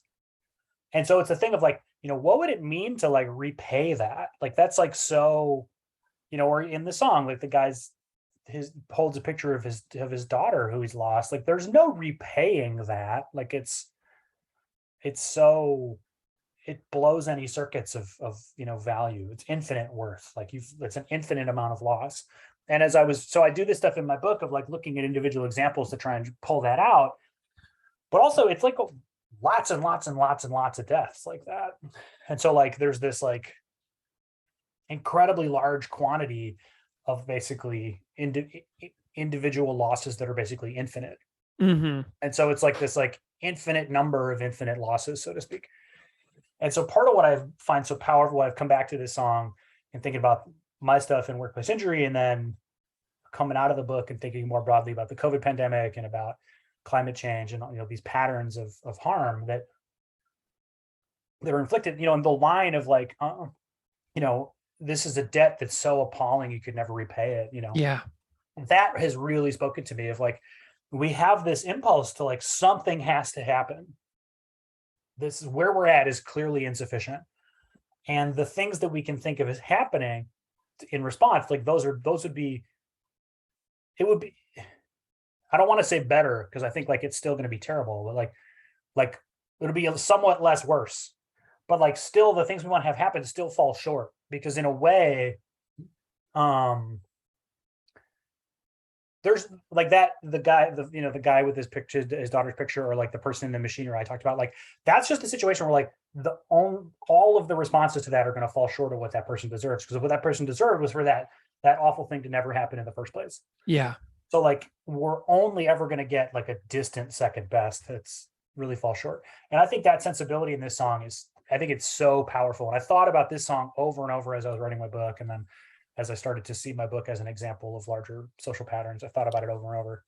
And then, so that's the other thing, was kind of like, was imagining like everybody involved in the Iraq war ought to be on trial. Everybody involved in the architecture of the Iraq war ought to be on trial. But like, again, that line from Nation State, is this class war? Yes, this is class war. The Iraq war is not the only facet of the class war that's inflicted on people. And so like everybody involved in the opioid epidemic ought to be, all the architects of the opioid epidemic ought to be on trial. All the architects of climate change ought to be put on trial. Like there's war profiteers in this song. It's about the Iraq war, but like there's class war profiteers, so to speak, and all of them ought to be put on trial as well. And that's a lot of people. And all of the harms they've inflicted are so infinite. There are all these debts that can't be repaid. And so that's part of where I've thought about this song a lot as well. And then there's sorry, this is weird, but there's a poem I really like by Bertolt Brecht. I'm going to read you just the very beginning and the last line. Oh, of course. It's called To Those Who Follow in Our Wake. I'll drop you the link on Twitter. It's beautiful. The first stanza is, truly I live in dark times. An artless word is foolish. A smooth forehead points to insensitivity. He who laughs has not yet received the terrible news. That's like, that speaks to me. And then the final bit is, even the hatred of squalor distorts one's features. Even anger against injustice makes the voice grow hoarse. We who wish to lay the foundation for gentleness could not ourselves be gentle. But you, when at last the time comes that man can aid his fellow man, should think upon us with leniency. And so like, I think of it as like, the world is just like this avalanche of atrocity. Amid that, we're all trying to hang on to, we're succeeding in hanging on to things that we value, our loved ones, music, things like that. and we're so outraged at the atrocities. And that outrage is justified and important, and we need to keep it and stoke it. We need artists like Propaganda who stoke it. And at the same time, we hope for a society where that outrage won't need to be there anymore. Right. And that outrage has costs on us. Like you can take in all this awful stuff, and then you're not the parent you want to be or the friend you want to be. It's that line of like, even hatred of squalor distorts the features, anger against injustice makes your voice grow hoarse.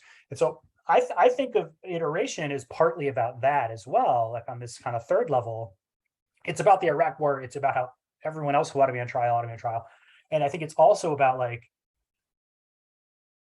like from here to where we really want to go.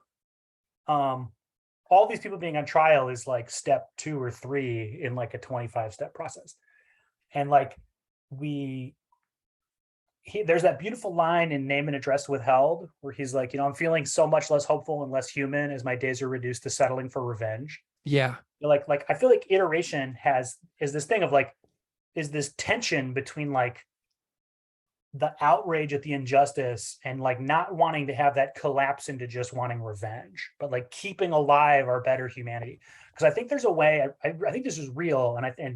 And honestly, this song was the first thing, this song and then that Brecht poem were the things that have made me think the most about it. There's a way in which like our vision of social justice can get shaped by the injustices in our world that kind of taints our vision a little bit. And it's like a lot of work to be like, we need to not have our vision of justice become merely revenge. And it's above my pay grade how much revenge should or shouldn't be within our vision of justice. I don't know.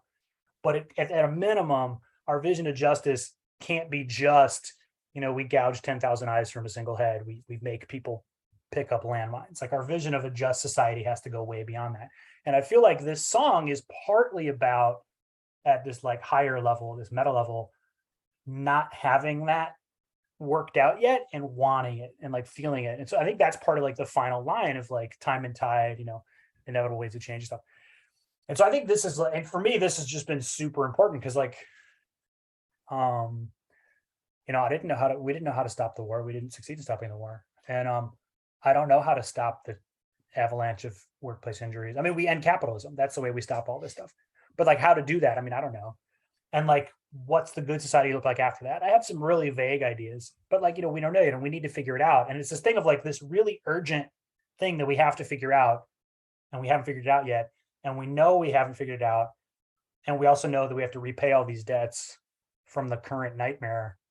And that's all really hard to live with. And I feel like this song is partly at a deep level, like, I think this whole record in a way, part of where speculative fiction is so important too, is like being like, we need to be able to live with where we're at, even though it feels unlivable, and like know that like our immediate next step is better, but still isn't fully livable, if that makes any sense. Yeah. So that was where, I mean, this, and again, I've think about this all the time. This song pops into my head unbidden all the time, where I'm like, the other thing, sorry, I'm going on, but the other thing is, the thing with the old men on the trial and the docket, and they're like, I love that part. Yeah. And they're like, oh, well, it's not our fault. Nobody's to blame. Like, that's like at my work, so much the go-to, like, oh, it's out of my hands. Gee, I'd love to. Nothing is ever anyone's fault unless you're somebody's subordinate, right? Fault is always pointed downward. And so that also just like really spoke to me of people being like, oh, it's not me. I'm just following orders from above.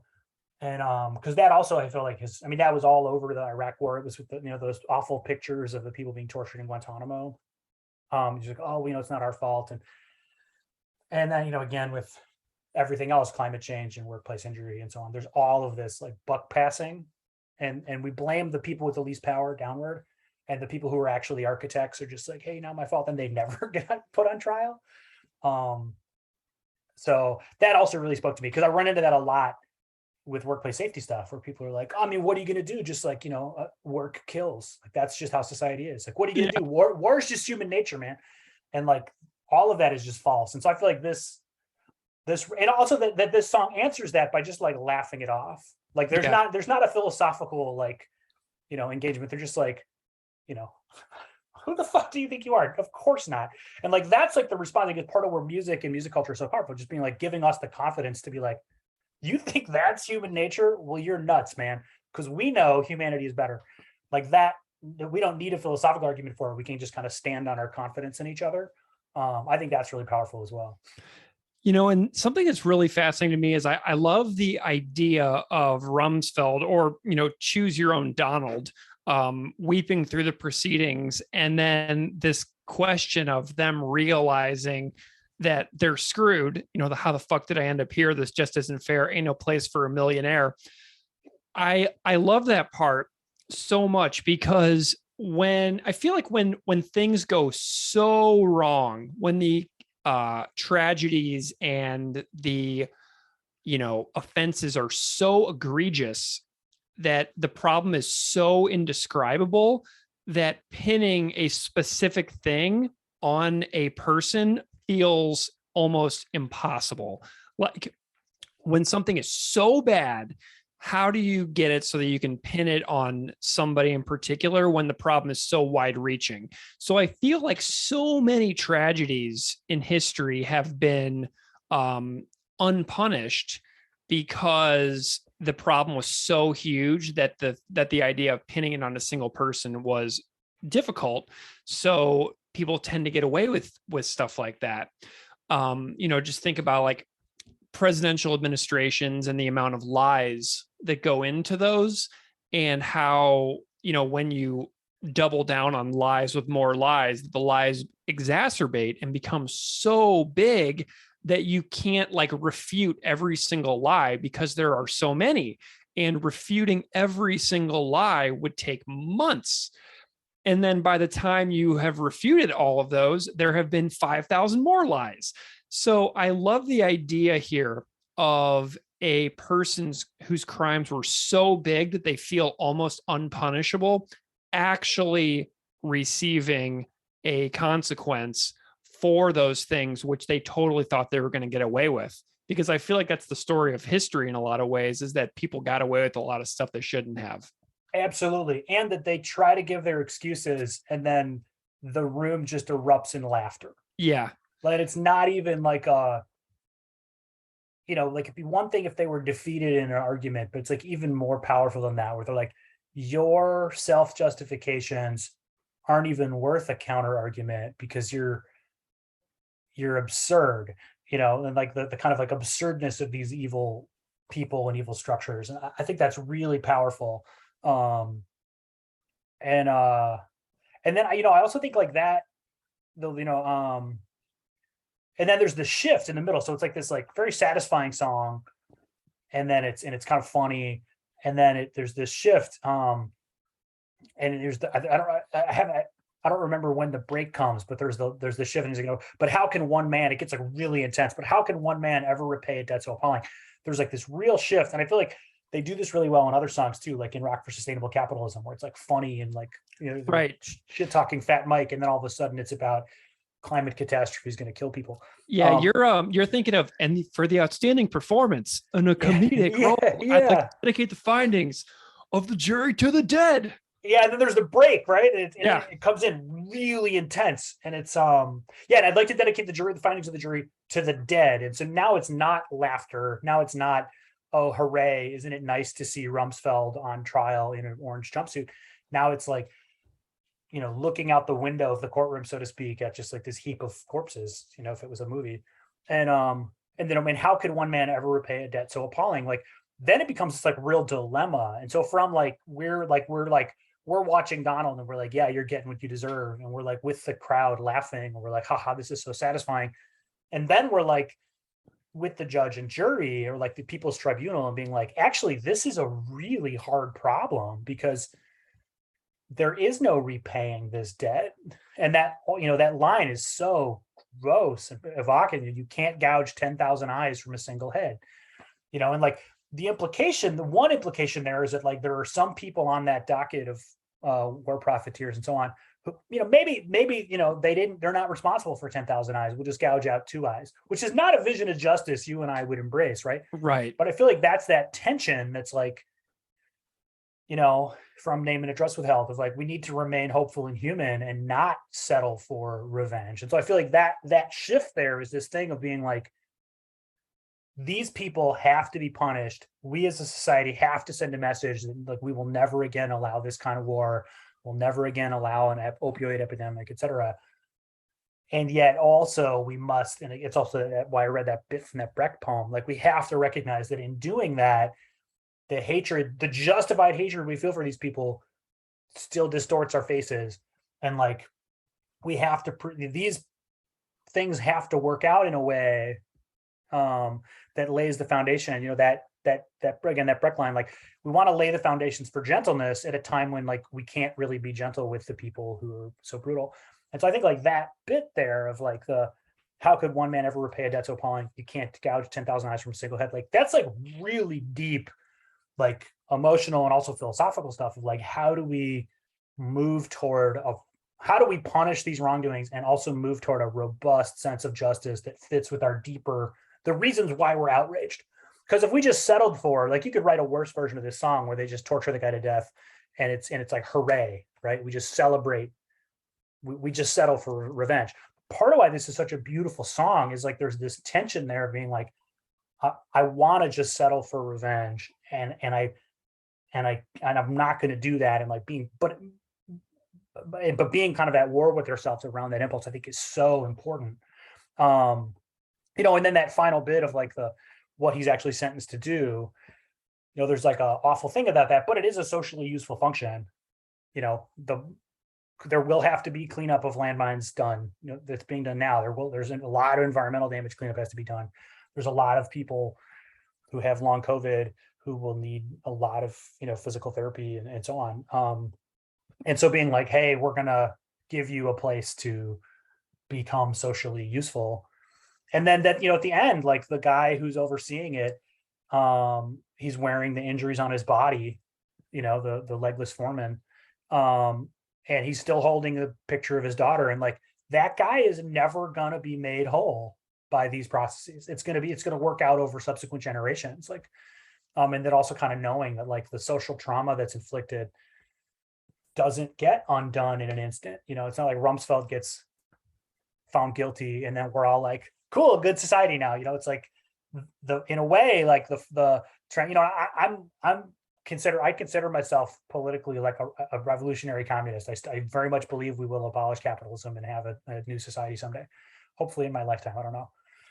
But I kind of think about like, you know, maybe the first generation or two after that is going to be partly this process of collective mourning of all of the losses, you know, and like, again, Propaganda has all these great songs about militarism. And like there's the line on, I forget the song on Let's Talk of touching the Gatling gun, the Gatling I touched. Yeah, you know, preteen McCarthyist. Yeah, separated flesh from bone and honed its scales on lesser humans.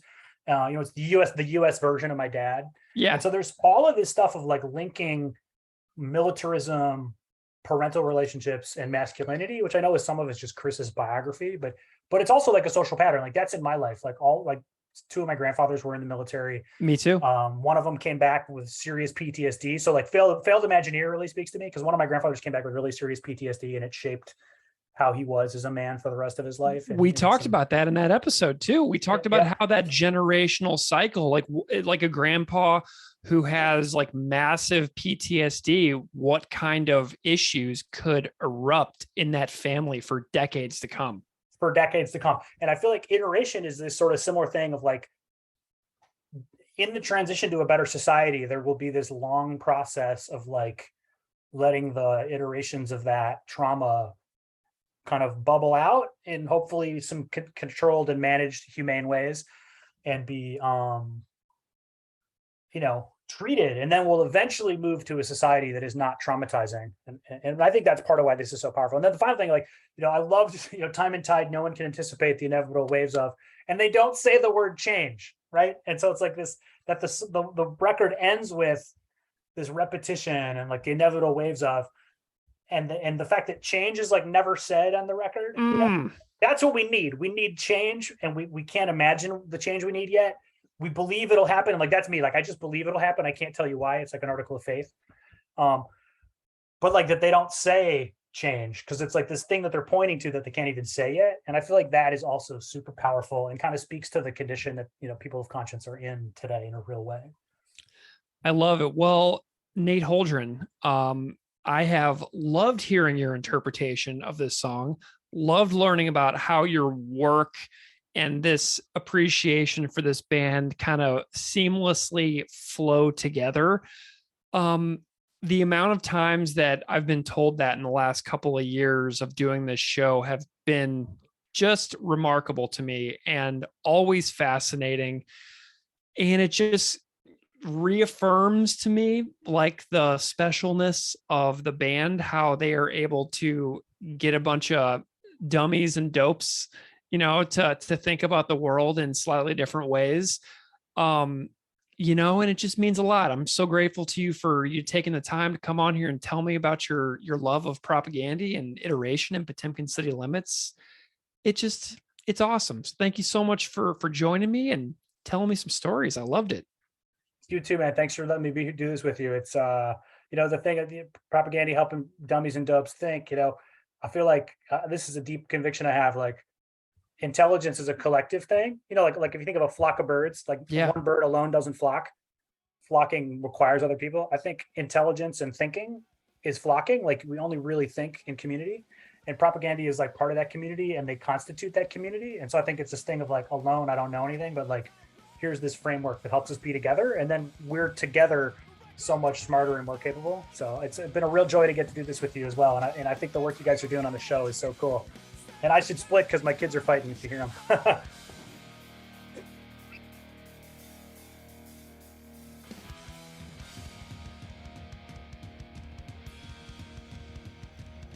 Welcome back. Thank you so much to Dr. Nate Holdren for the fantastic conversation.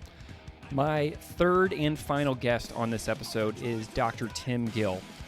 This section on Iteration has been published on the podcast for some time on the episode titled The Sociology of Propaganda from July 3rd, 2022. So if you missed that bonus episode and like what Tim has to say about this tune, do yourself a favor and go back and check out that full episode with Dr. Tim Gill from the University of Tennessee. Tim is an amazing thinker and mind and sociologist. So the way that he sees the world and his scholarly work as well, really nicely parallels and overlaps with what he thinks about propaganda. So on his full episode, we talked about I Was a Preteen McCarthyist, People's History of the World, Iteration, and Dear Coach's Corner, and we covered a lot of ground in those 2 hours. So if you're interested in what you hear here, please go check out Tim's other episode. So as a little sneak peek into Tim's full episode, you can enjoy this conversation or re-enjoy it if you've heard this before with Dr. Tim Gill on Iteration. Thank you so much for listening to this Conversations episode. As always, it means a lot. Thank you so much for being here.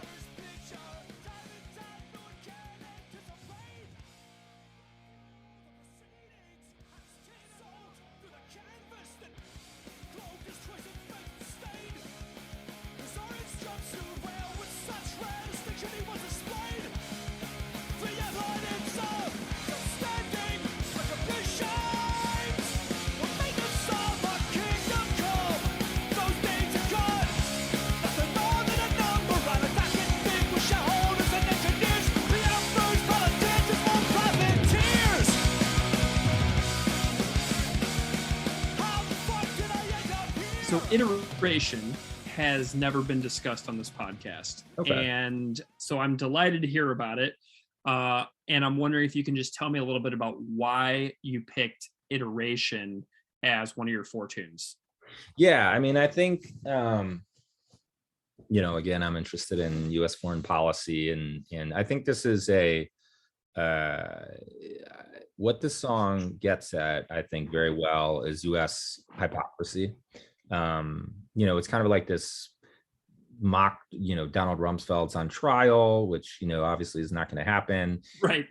They're basically showing that, the U.S. is never accountable. It's never held accountable. And we often don't sign global treaties. We don't recognize international courts, many. This came to a head, of course, under Donald Trump with his America First. It's just totally gets out of the climate change, the Paris Accords, and just basically snubs all these international courts. I mean, he took it to, you know, its height, but it was still there. I mean, we couldn't even get, you know, the disability, the International Treaty on Disability signed because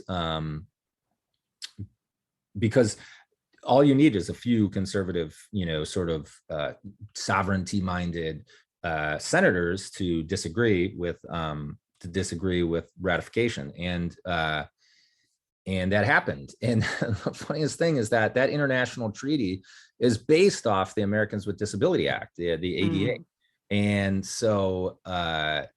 But still, they said, no, we're not going to submit to this treaty because we don't want to be held to any. We don't want anyone else to tell us what to do, and you know, which is just like, I mean, acts like a totally rogue actor so often. And of course, it's hypocritical because we do so much around the globe.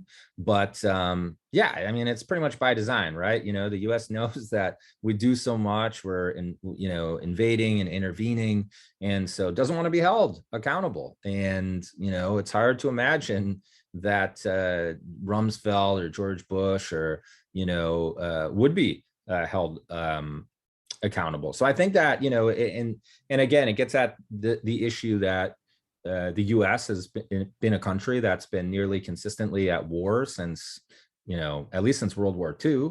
And as we talked about before, everything is war in this country. It feels like when you start looking for it, toy tanks, the historical markers, you know, the ship, the glorification that goes on, you know, yeah. And you know, then I think the song also addresses at the end, you know, and this part crushes me too, when he starts talking about this man who had lost his daughter.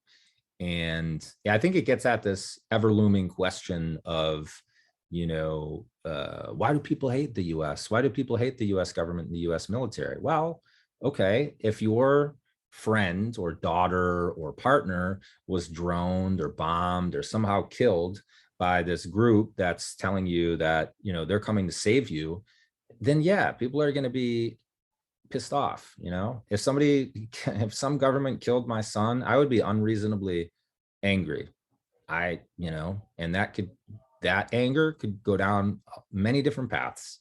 And so, you know, the question of why people would hate the US government after all our support for dictatorial governments and dictatorial policies, and our interventions and all the rest of it. Well, yeah, no shit, you know, no fucking shit. People aren't stupid. You know, a lot of people abroad know a lot more about US foreign policy than people in this country. And that's because they have no other choice because they're subjected to it. Right. And so, you know, and this persists as well. We don't say a whole heck of a lot about Saudi Arabia. In fact, that's oftentimes, you know, every US president goes there. That was the first place that Trump went. Right. And there was the orb. Yeah, the orb and a bizarre Toby Keith concert about, you know, drinking whiskey makes no sense. But, you know, but then we pound the pavement about Cuba and Venezuela, which I'm not saying are, you know, great governments, but only saying that the hypocrisy just looms. And so, you know, go into, try to get certain people elected in Bolivia and Venezuela, but then, you know, go and pay respect to the Saudi Arabian government. I mean, it's just totally, I mean, it's it's just totally laughably hypocritical. Well, and I'm thinking too, as well, of like undeclared acts of war. Do you know what I mean? Like places like Yemen or whatever, where there's never been like a declared official act of war, yet the US government tends to operate in those places. And then we hear about it like way later, you know? So there's like so much. And I think about the dead daughter's picture line all the time, because I have a daughter. And so when I read that, when I was re-listening to the song today before you and I got on the call, I was like, his dead daughter's picture. And I was like, oh God, it was just a punch in the stomach. Yeah. And so I was thinking about that as we got on our call today. Yeah, exactly. I mean, I would be unreasonably, I don't know, it's hard to think about, I mean, yeah, before I had kids, of course, when you have kids, I'm not saying, of course, people can feel empathy, outside of kids, but when everything hits different once you have kids, when you see violence in films, and I never thought, I never thought that would happen to me, to be Same, honest, same. because I was always like, I'm a big horror movie fan, and there's almost like a informal rule that kids don't get killed, in like young kids don't get killed in horror films. And I was sort of like, there can't be these rules, it's horror films. And now I like totally get it. It's just, Yeah. it's very triggering when you hear about violence against kids, and you have your kid and start thinking about your own kid. Again, people are empathetic without kids, not saying that, but it becomes very personal. And Yeah. you know So this album opens up with a speculative fiction, which is basically what this song is. It's a piece of short microfiction, speculative fiction, So what do you think about the scene and the vividness of the lyrics, telling this story of somebody who will never be held accountable actually be held accountable? How do you feel about this as like a sort of writing exercise? Yeah, as a writing exercise, I think it's really cool, to put out these counterfactuals about, different possible worlds. And I think, I love speculative fiction too, the new Iron Curtain drawn across. I mean, it's really, I mean, it attests to their creativity. They've always, been into sci-fi and things like this, and some dystopian, and some literature.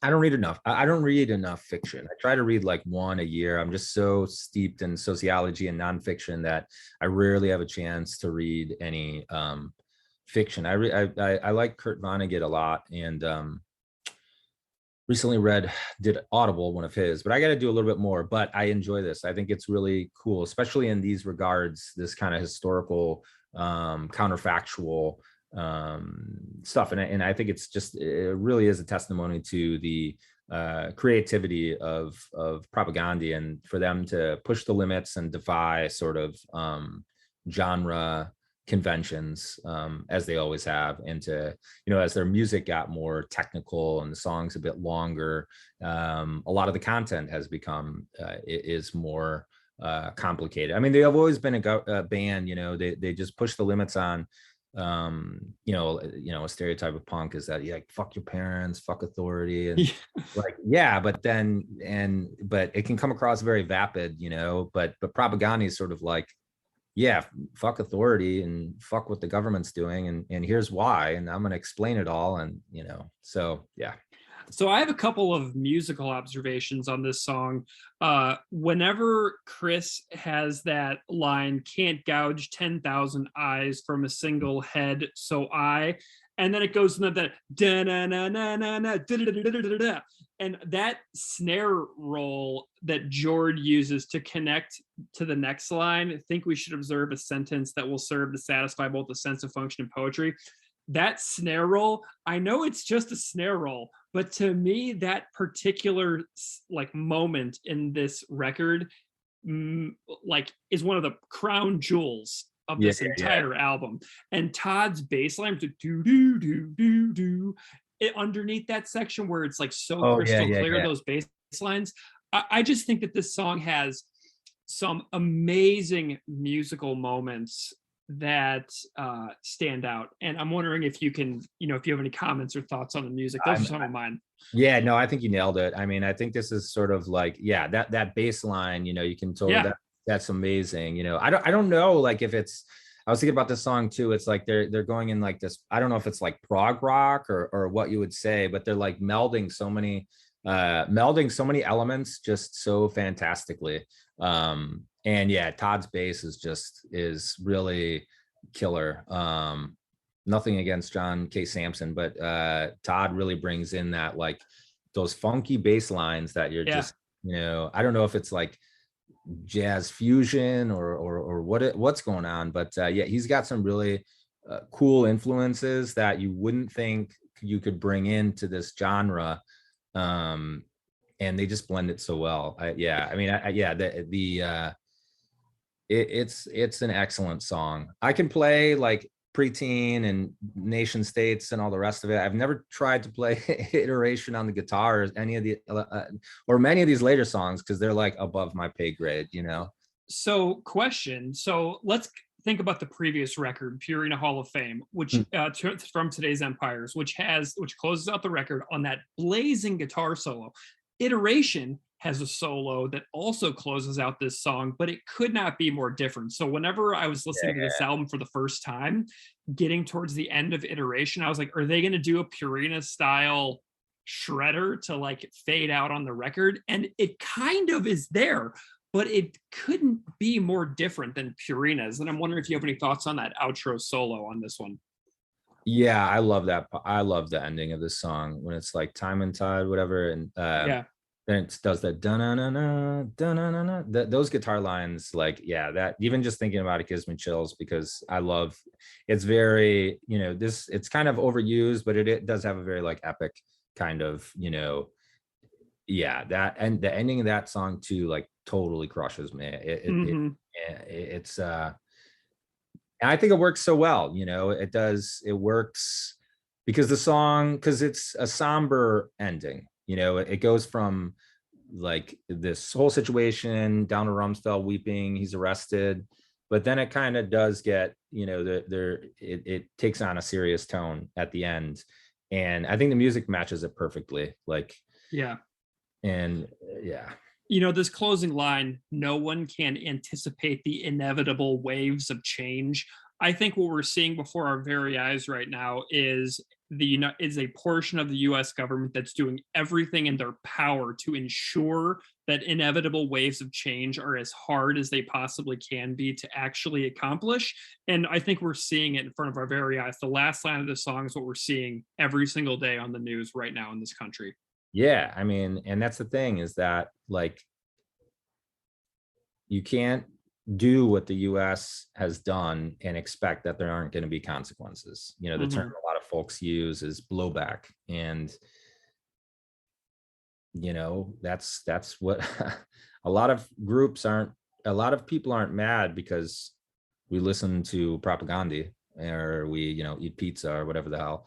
I mean, they're mad because of the treatment and of what we've directly done in terms of intervention and the governments that we've supported and the ways that we've tried to impose our vision on other people. People don't like that. And yes, there are going to be consequences. And so, you know, a lot of things that you didn't think were possible, you know, planes flying into, you know, 9/11, you know, this sort of situation.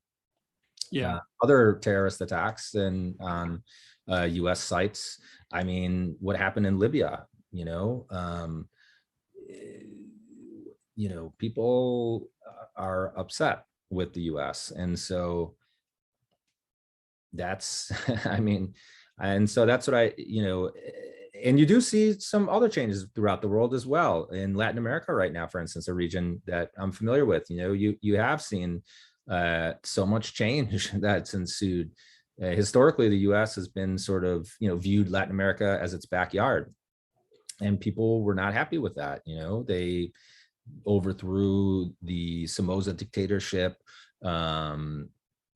They have elected people like Evo Morales and Hugo Chavez in the post-Soviet world after the US sort of claimed victory and, you know, the end of history and all this type of thing. And you know, the triumph of capitalism. And actually, no, people are not happy with that sort of project. They're not happy with US-led neoliberal capitalist privatization, et cetera, et cetera. And so then what do you see? You did get someone like Hugo Chavez in power in Venezuela, who basically embodied all of that resentment towards the US and its policies. So yeah, you know, the waves of change are there. I totally agree with that.